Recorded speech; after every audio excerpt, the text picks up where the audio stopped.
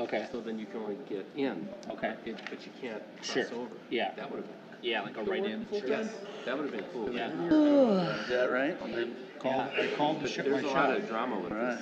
Yeah, I called my A shop. lot of drama. I said I got something from Rita saying that like it listed all the state projects that were asking for the funding, and we just had to state like, do we have any comments on it? And we kind of said, well, no, we got approved subject to this. Health, actually, it's all You know, that's, Yeah. business isn't to give comment. You know what I mean? It's kind of You're back, just trying to right? give the comment. No, I get it. I'm cultivating, but I gave them plenty of advance warning. I got a great big Honestly, honestly. it was, I told them about 2 months ago, and I'm looking at that clock and it says it's ticking down and they're not doing well. And they're gonna get us. Oh, yeah? And either maybe they sick or slip, they're okay, but I don't think they are. I do all the. 8 months ago. Oh, yeah, they do the reports in the winter, so even though they do the delineation in the warm weather, they don't, But I, it was still valid when they first did it, but they don't do the paperwork, which is a formality. We don't even wait for the paper anymore. Buying it anyway, so it doesn't matter. Trying to get up there. Kubaki, who's gone, so. Oh, he's gone, that's Yeah, right. so did you have that Well, on here? I still got it. Oh, it's done. So you We have can start. to have everything. Are we ready? Ready? Okay. Good evening. I'm going to call the Plan Commission meeting to order Tuesday, February 5th, 2019, at 6 o'clock p.m. Would you please rise and join me in the Pledge of Allegiance? I pledge allegiance to the flag of the United States of America and to the republic for which it stands, one nation, under God, indivisible, with liberty and justice for all. First, I'm going to apologize for my crackly voice. Roll call. Commissioner Graff? Here. Commissioner Pearden? Here. Alderman Kubaki?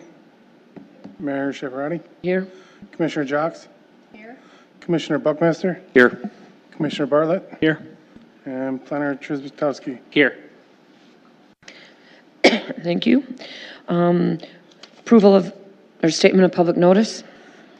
The agenda was posted and distributed to all news media requesting notification in accordance with the open meeting laws on February 1st, 2019. Thank you. And approval of the minutes for January 8th, 2019.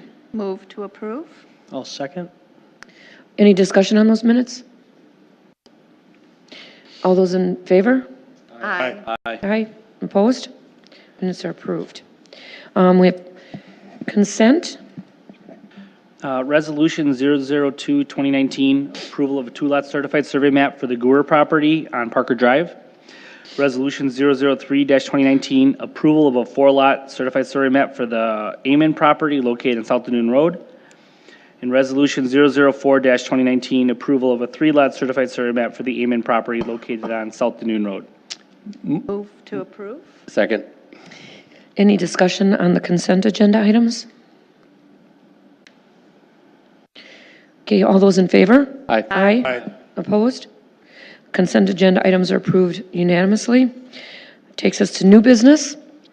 Resolution 005-2019, approval of a building site and operation plan amendment and determination of non-substantial change to the approved PD 42 zoning district for the Will Rose Apartments located along Janesville Road. Move to approve? I'll second. Thank you. Adam? Thank you, Mayor. Let me just get one of the plans up here quick. Actually, one of the elevations. All right. So this request amendment is in front of us tonight for kind of a two-part thing. Part of it is more so building site and operation plan related to some materials and layout changes. And part of the request is looking at and making a determination of non-substantial change because of a switch they want to do with total units. So as you may recall, this was previously approved with very little question from the Planning Commission. Planning Commission was very happy with this proposal previously. Approved was a 50-unit building and a 40-unit building. The 50-unit would be built first and the 40 second. As part of kind of wrapping things up on their end, and then the development team is trying to get ready to get permits going, they are looking to actually do a swap so that they'll take one of the units from the 40-unit building and bring it to the 50-unit building. So instead of being a 50 and a 40, it'd be a 51 and a 39. It's still within the total of 90 units proposed. What our codes allow and what has been done in the past, even though it just hasn't been a while since we had one of these, Plan Commission can make a recommendation to Common Council if they feel there's a change that relates to zoning, which the unit swap is kind of a zoning thing. If they do feel it's a non-substantial change, that goes to Common Council, and Common Council makes the final call if they agree with it being a non-substantial change. This is very similar to other non-substantial changes, though, the city has approved in the past, even though it's been a while. So that the unit change, basically what it's doing is, as part of their development, they're taking what would be like a community room, which used to be located on the first floor of the living units, and they're moving that down to the garage floor. In exchange, then that leaves an open space on that first floor, so that's where they're looking at putting this extra unit from the other building.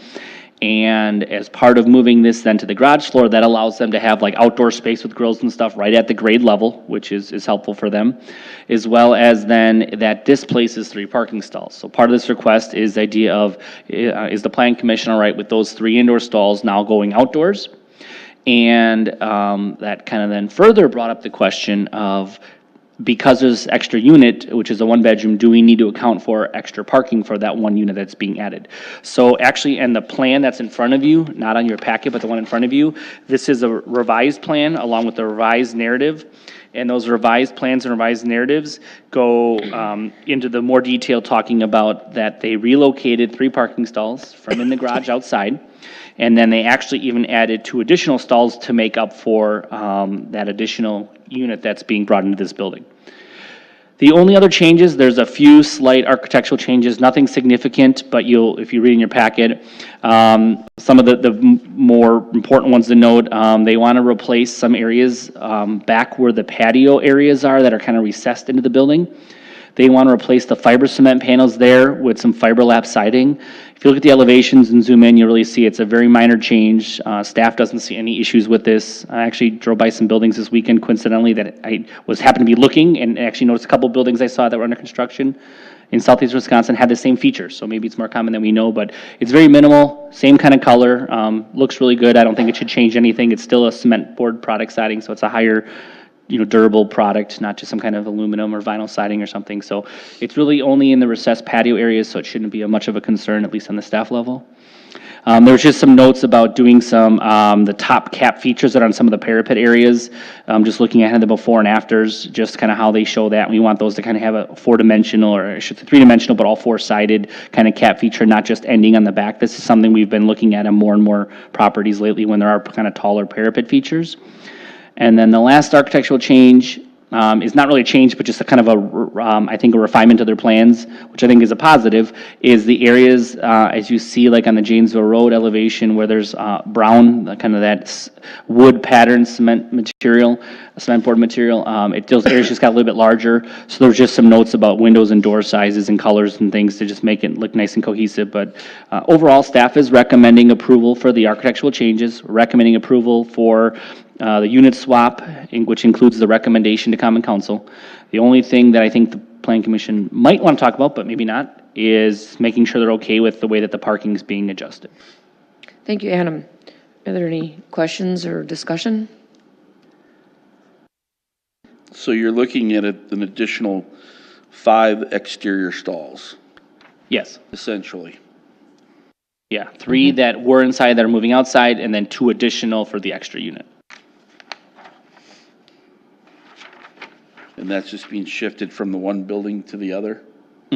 Correct. If they were